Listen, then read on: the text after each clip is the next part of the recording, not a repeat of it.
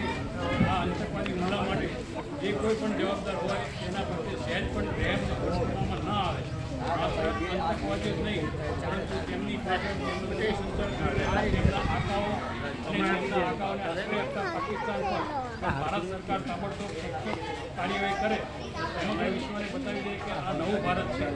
ભારતની શાંતિ પસંદ માનસિકતાને તેઓ કાયરતા ના સમજે એવું બાવળા નગરના તમામ નગરજનો વતી સૌ વિદેશ સભ્યો આ પીને આવેદન કરીએ છીએ.